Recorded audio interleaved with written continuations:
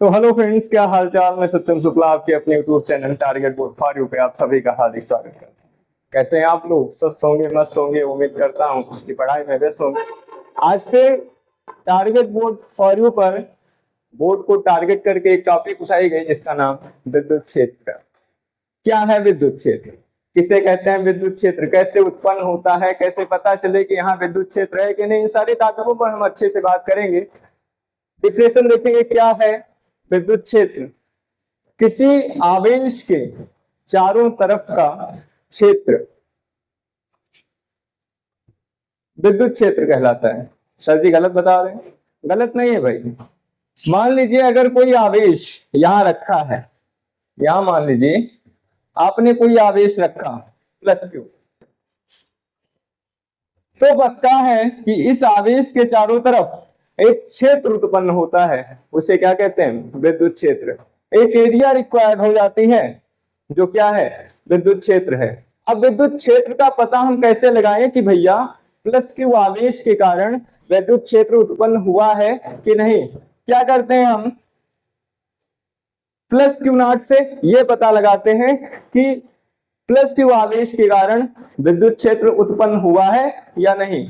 अगर plus Q के कारण विद्युत क्षेत्र उत्पन्न हुआ है तो ये जो प्लस क्यू नॉट है ये प्रतिकर्षित हो जाएगा, ये दूर भागने लगेगा, हटने लगेगा इस वाले से। मान लीजिए यहां हमने देखा प्लस क्यू नॉट रख के प्रतिकर्षित करने लगा, यानी पता चला हमें कि यहां विद्युत क्षेत्र है। चलो यहां रख के देख लें। यहां भी प्लस क्यू क्या कर रहा है? प्लस क्यू नॉट को प्रतिकर्षित कर रहा है।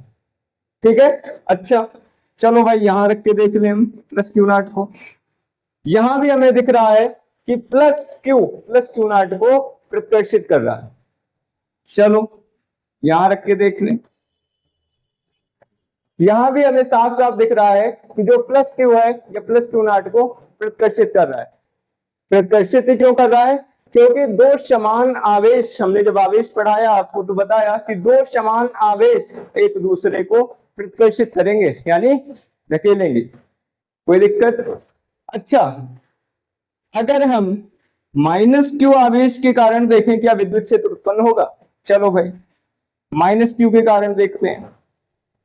यहां प्लस क्यू नॉट रखा तो ये प्रतिकर्षित कर रहा है। क्यों? क्योंकि ये माइनस है और ये प्लस है। दो असमान आवेश, एक प्लस का एक माइनस का, क्या करेगा? एक दूसरे को आकर्षित कर लेगा। चलो भाई यहां रख के देख लो। यहां भी क्या कर रहा है? माइनस क्यू जो है वो प्लस क्यू नॉट को अपनी तरफ आकर्षित कर रहा है। क्यों कर रहा है? क्योंकि माइनस क्यू और यहां क्या है? Plus Q. दो असमान प्रकार के आवेश हैं, दो विजातीय आवेश हैं। सजातीय नहीं, विजातीय का मतलब अलग अलग प्रकार के, अलग अलग टाइप के। ये माइनस है, ये प्लस है। माइनस प्लस आकर्षित कर लेंगे, प्लस प्लस प्रकर्षित कर देंगे। कोई दिक्कत? चलो यहां रख के देख ले हम। जब यहां रख के देखा हमने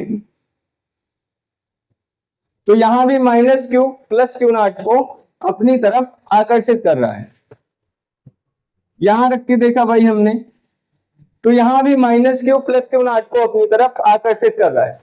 यानी हमें कुछ तो पता चल रहा है कि विद्युत क्षेत्र का पता कैसे लगता है। अगर किसी आवेश के कारण विद्युत क्षेत्र उत्पन्न हुआ है तो उसका पता कैसे चल रहा है हमें कि अगर उसके समीप कोई दूसरा आवेश आता है तो वो या तो प्रतिकर्षण बल का या फिर आकर्षण बल का क्या कर रहा है? अनुभव कर रहा है। नहीं आया समझ में? यानी सीधी सी बात कह सकते हैं हम कि किसी आवेश के चारों तरफ का वह क्षेत्र जिसमें कोई दूसरा आवेश आकर्षण अथवा प्रतिकर्षण बल का अनुभव करे विद्युत क्षेत्र कहलाता है। कोई दिक्कत? कोई दिक्कत? किसी आवेश के चारों तरफ का वह क्षेत्र जिसमें कोई परीक्षण आवेश, यहां परीक्षण लिया हमने, आप कोई भी आवेश ले सकते हैं, ठीक है? कोई परीक्षण आवेश आकर्षण या प्रतिकर्षण बल का अनुभव करता है वो विद्युत क्षेत्र कहलाता है। कोई दिक्कत? कोई दिक्कत, कोई परेशानी? क्लियर है? किसी आवेश के चारों तरफ का वह क्षेत्र जिसमें कोई परीक्षण आवेश, आकर्षण या प्रतिकर्षण बल का अनुभव करे, क्या कहलाएगा? विद्युत क्षेत्र। कोई दिक्कत? कोई दिक्कत? विद्युत क्षेत्र को हमेशा ई से निरूपित करते हैं। किससे? ई से।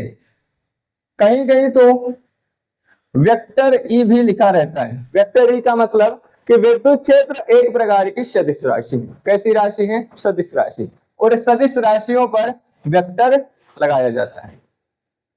वेक्टर फर्स्ट ईयर में पढ़ेंगे अच्छे से आप, फर्स्ट ईयर की फिजिक्स में। सदिश राशियों पर क्या लगता है?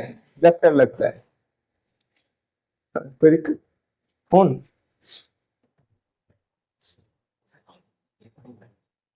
विद्युत क्षेत्र को ई से निरूपित करते हैं। यह एक प्रकार की सदिश राशि है। इसका मात्रक न्यूटन प्रति कूलाम होता है।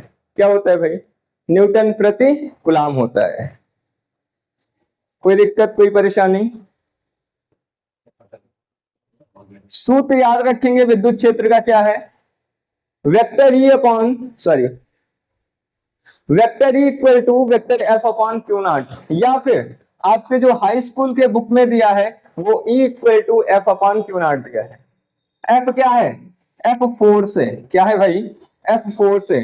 क्यू नॉट क्या है? ये चार्ज है आपका। क्या है? चार्ज। चार्ज यानी आवेश। इस चार्ज पर ये फोर्स लग रहा है। अरे भाई क्यू नॉट पर क्या लग रहा है? फोर्स ही लग रहा है ना, वो चाहे आकर्षण हो या प्रतिकर्षण हो। ठीक है, एफ क्या है? फोर्स है। और क्यू नॉट क्या है? ये आपका चार्ज है। यानी क्यू नॉट पर लगने वाला फोर्स क्या है? एफ है। कोई दिक्कत? कोई दिक्कत? बहुत छोटी सी डिफरेंशन 2 नंबर में पूछेगा बस। विद्युत क्षेत्र क्या है, इसका मात्रक बताइए। तो मात्रक न्यूटन प्रति कूलाम। न्यूटन प्रति कूलाम क्यों? क्योंकि फोर्स का न्यूटन बताया ही है, और आवेश का कूलाम। आवेश का मात्रक कूलाम, फोर्स का मात्रक न्यूटन। तो भाई ये फोर्स है तो इसका न्यूटन हुआ, ये आवेश है तो इसका कूलाम हुआ। अब चाहे न्यूटन बटे कूलाम लिखो या फिर न्यूटन प्रति कूलाम लिखो, बात एक ही है। कोई दिक्कत? कोई दिक्कत, कोई परेशानी? क्लियर है? किसी आवेश के चारों तरफ का वह क्षेत्र जिसमें कोई दूसरा आवेश आकर्षण या प्रतिकर्षण बल का अनुभव करे, विद्युत क्षेत्र कहलाता है। कोई दिक्कत, कोई परेशानी? कोई भी आवेश हो उसके तरफ तो विद्युत क्षेत्र उत्पन्न होगा ही।